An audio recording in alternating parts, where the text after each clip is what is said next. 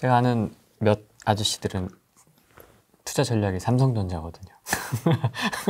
그러니까는 하나가 더 있는데 네. 저는 2020년에 주식책도 썼어요. 네.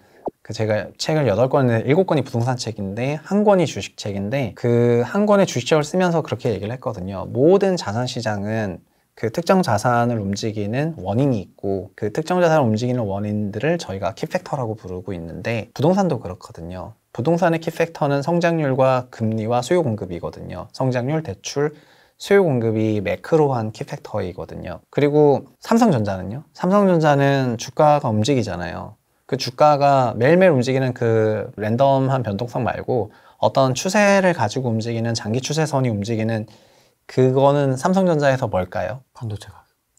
반도체 가격이 되게 크리티컬하죠. 그러면은 반도체 가격을 저희가 보고 있거나 알거나 예측하거나 하면서 그 대응을 해야 될 필요가 있는 거잖아요. 네. 근데 많은 사람들이 삼성전자를 사면서 반도체 가격을 안 살피고 반도체 가격이 결국은 수요와 공급으로 구성이 될 거잖아요. 네. 설비 투자 일정이라든가 수요랑 이 비교를 하면서 결국 가게 되는데 여기까지 깊게 안 가고 그냥 삼성전자가 국민주니까 한국을 대표하는 시가총액 1등주니까 네. 삼성전자를 편입하는 경우가 많다는 거예요. 그래서 삼성전자는 그냥 반도체 가격이 굉장히 쌀 때 주가도 굉장히 내려가 있을 거니까 뭐 그때 사거나 그냥 반도체 가격이 굉장히 고점으로 갔을 때 그때 실적도 좋을 거라고 생각되니까 그때 주가도 높을 가능성이 높아서 그때 뭐 정리하곤 하면서 그리고 삼성전자는 안타깝지만 이게 사이클 산업이어가지고 그 고점 저점 폭이 존재할 수밖에 없거든요.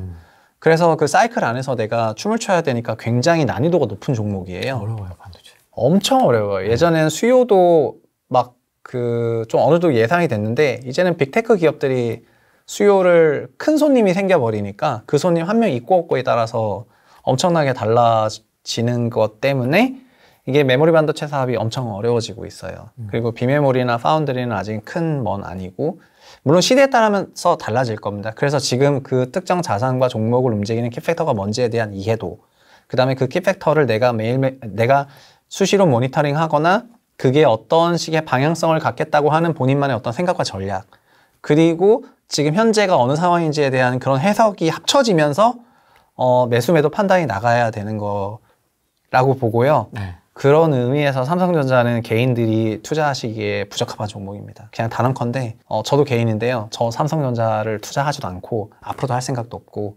삼성전자가 좋고 위대한 기업이라는 거에 대해서 너무나 공감을 하는데 주식으로서는 너무 별로인 그런 종목이라고 생각합니다. 완전 공감됩니다. 이제는 수요가 블라인드의 영역에 들어가 버렸거든요. 예전에 그러니까 저희 PC 수요, 모바일 수요 그리고 서버 수요라는 그 반도체 수요가 있는데 네. 서버 수요가 블라인드의 영역에 들어가서 서버를 운용하는 그런 회사들이 너무나 큰 회사들이고 너무나 큰 회사들이다 보니까 바잉 파워가 있을 뿐더러 그런 한 회사의 영향력이 너무 커져가지고 예를 들면 뭐 아마존에서 어떤 식의 서버 전략을 계획을 세우고 그걸 가지고 대림 회사들이랑 어떻게 논의하는지를 어떻게 알 거예요. 그러니까는 이건 반도체를 보는 애널리스트한테도 굉장히 어려워진 요인이고 결과적으로 어떻게 됐냐면은 수요와 공급에 대한 분석이 어려우면 사람들은 어떻게 전환하게 되냐면 가격을 보게 되거든요. 가격이 올라가는 걸 보니까 지금 수요가 더 센가 보다. 공급이 딸린가 보다. 부동산은 똑같습니다. 부동산도 그냥 가격이 올라가면은 그렇게 해석을 하고 네. 가격이 빠지면은 지금 공급이 많은가 보다. 네. 그러니까는 너무 가격 그 붙어 있는 그런 해석들을 하게 되면은 정말 그냥 가격에 따라서 막 지금 공급이 많은가 봐. 그냥 공급이 작나 봐요. 이렇게 나오게 돼요. 네. 그래서 그게 아니라 뭔가 수요와 공급도 롱텀에서 결국 그 원인들이 있는 거잖아요. 서버 수요가 늘어나면 어떤 이유로 늘어나고 부동산도 마찬가지거든요. 아까 인구 가구 얘기해 주셨는데 네. 인구 가구 늘어나고 소득이 어떻게 늘어나고 그다음에서 과거에 어떻게 공급이 됐고 그거에 따라서 이게 이런 식으로 되면은 지금은 잠깐 높은 스파이크가 있는데 장기적으로는 이럴 수가 없는데 그러면서 저희가 아까 물가 금리 얘기한 것처럼 장기 회계선으로 오게 되어 있고 그렇게 왔을 때는 지금이 공급이 부족한 게 맞아. 이렇게도 생각할 수가 있고 지금 이렇게 공급 되게 잘 되는 것 같아 보이지만 이렇게 쭉 때려보면은 수요가 부족한 것 같다 얘기를 하면서 막 그런 게 나오는 건데요. 그런 거 이제 완전 없어지고 그냥 가격이 올라가니까 대구는 가격이 내려가는 걸 보니까 공급이 많은 것 같습니다. 가격이 올라갈 때는 공급이 부족했습니다. 이거 공급이 부족했는데 바로 막 6개월 만에 전환해가지고 막 이제 그렇게 하는 거지 않습니까? 네. 그러니까 반도체 얘기하다가 부동산으로 잠깐 갔는데 네. 반도체도 어떻게 보면은 굉장히 가격으로 시장을 봐야 될 만큼 수요 공급 분석하기가 되게 까다로운 섹터가 됐고 그래서 예상하기가 쉽지 않은 거라서 저는 이전 사이클 산업들 제가 건설업을 담당하다 보니까 건설업이야말로 매우 내수 산업이었고 그 다음에 국내 건설 경기라는 게 존재를 했고 그래서 이게 성장을 좀 하지 못하는 아쉬움이 있었는데 그리고 저도 사람이니까 자연스럽게 성장하는 그런 산업에 관심이 많이 가고요. 그래서 한때는 반도체가 어마어마한 성장 산업이라고 생각했었다가 반도체를 좀 공부하면 공부할수록 매우 시클리컬 산업이고 설비 투자 사이클과 반도체 가격에 따라서 이렇게 등락폭이 일정하고 그거에서 내가 춤을 출 수가 있을까? 나는 안 되겠다. 이렇게 해가지고 지금은 쳐다도 안 봅니다. 그래서 항상 어떤 특정 자산이 움직일 때 지금 도대체 얘의 자산은 뭘로 움직였던 건가를 항상 살피시면서 키팩터. 진짜 키팩터는 뭔가 모든 자산이 그게 있거든요. 그러니까 그런 걸 찾아보시면 좋을 것 같습니다. 저희 주 시청자분들이 이제 투자자분들이시고 다주택자분들이시고 예. 아마 좀 비슷할 겁니다. 연배도 뭐 40대 중후반, 뭐 30대 후반 뭐 이렇게 좀 분포가 돼 있는데 새 정부는 다주택자를 굉장히 우대할 예정이어서 종전의 문재인 정부와는 기본적으로 정책 스탠스는 다르거든요. 그런데 그 다주택자라 하더라도 주택임대 사업자라던가 뭐 상생임대인이 됐다던가 등등 어느 정도 임차 시장 안정화에 기여한다고 생각했을 때 혜택을 좀 주겠다는 그런 컨셉을 갖고 있기 때문에 그런 강론들이 일부 다를 수 있을지언정 어느 정도 임차 시장 안정화에 기여한다는 들어오게 된다면은 이제 과거와는 다르게 좀 세제를 포함해가지고 여러 가지 혜택들이 좀 있을 거라고 생각을 해가지고 이전 정부 때랑은 확실히 좀 달라질 것 같긴 하고요. 다만 부동산 시장이 단기적으로는 뭐 내년 말까지 조금 위험한 국면이라고 생각을 하고 있어가지고 그래서 본인의 자산에 대해서 어느 정도 밸런스 있게 조정하는 것도 필요하다고 생각을 합니다. 무주택 가구 같은 경우에는 어떻게 보면은 지금 이렇게 주택시장이 조정을 받으니까 구매를 더 이연시키거나 안 사길 잘했다 이렇게 생각하실 수가 있는데 그럼에도 불구하고 앞으로 계속 신축 중심의 시장이 좀 펼쳐질 거니까 아까 말씀드렸던 것처럼 구도심의 정비사업이라든가 청약제도라든가 이런 거를 위주로 주택시장에 조금 대응해 보려는 계획을 세우시면 어떨까 싶고 청약이랑 리모델링 이런 부분에 대해서는 제가 책에도 많이 적었는데 그런 거를 계속해서 공부를 하시라고 말씀을 드리고 싶고요.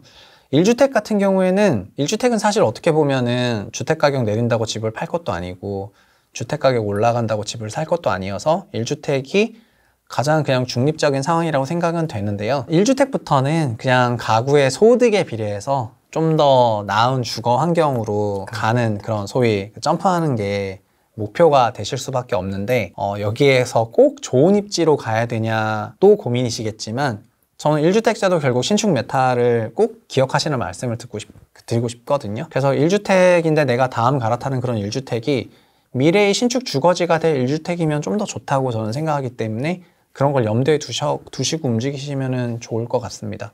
상급지 준신축 또는 기축, 하급지 신축 뭐 이렇게 고민할 것 같아요. 저는 그냥 무조건 신축인데요. 신축. 근데 그게 답정너 신축이 아니고요. 예를 들면 특정 주거 지역이 있는데 재개발 재촉 지구가 있는데 80%가 정비사업 다 끝났어요. 그러면 여기는 신축 모멘텀이 거의 끝나는 동네인 거예요. 근데 아까 제가 분당 같은 데를 얘기 드렸는데 분당구에 있는 아파트들은 신축이 없어요. 근데 한솔이나 느티나 이런 데서 리모델링해서 처음으로 신축이 준공이 돼요.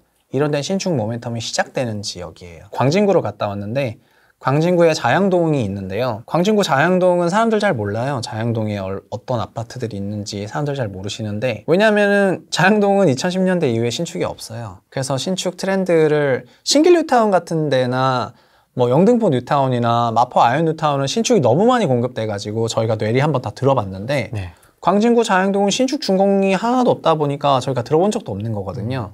근데 그 안에 예를 들면 특정 아파트 단지가 리모델링을 하고 있어요. 그래서 그 조합설로 인가도 낮고 아마 자양동에 가장 빠른 신축이 공급된다면 걔가 신축 첫 번째 공급이 되는 거겠죠. 그러면은 그런 게 공급되고 나면은 신축 주거지가 특정 노후 단지에 많을 때 준공이 됐을 때 그때 임팩트가 제일 커요. 이건 저희가 노원에서도 이미 증명이 됐어요. 노원 상계주공 단지가 하나 재건축이 돼서 포레나 노원으로 준공됐을 때 그냥 다 끌어올렸거든요. 뭐야, 우리 동네 신축이 건설되면 저만큼도 좋아질 수가 있는 거야? 본 거지. 네, 그래서 지금 예를 들면 목동 같은 데도 그렇고 여의도 같은 데도 그렇고 신축이 없고 네. 강남에서도 막 내노라는 압구정 같은 데도 신축이 없고 그래서 강남 안에서도 개포동이 신축이 제일 많아서 개포동이 시장의 주도 지역이었고 강남구 안에서도요. 서초구는 신축이 계속 공급되다 보니까 지난 십수년간 계속해서 시장의 중심 지역이었고요. 잠실도 신축이 없잖아요. 잠실도 엘리트레 이후에 신축이 없다 보니까 신축 주거지가 건설됐을 때의 그 기대 효과에 대한 그런 근거값이 없는 거다 보니까 그래서 저희가 신축을 바라볼 때 노후 주거 지역에서 첫 번째 신축, 초기 단계 신축이냐 신축으로 전부 전환되고 나서의 끝단지 신축이냐를 구분해서 바라보시라고 말씀을 드리고 싶어요. 그러니까 신축 주거지가 다 공급됐다면 앞으로 거기는 더 이상의 신축 주거지가 없는 거니까 미래의 구축이 되는 거잖아요. 그래서 제 책 사야 할 집, 팔아야 할 집에서는 팔아야 할 집에 해당이 돼요. 주택가격이 하락한다는 게 아니라 모멘텀을 얻어서 남이 갈 때 자기는 그냥 제자리를 지키고 있어야 되니까 상대적으로 좀 좋지 않은 결과가 될 수 있다 이렇게 생각합니다. 오늘은 여기까지 하겠습니다. 네, 감사합니다. 수고하셨습니다. 고맙습니다. 안녕.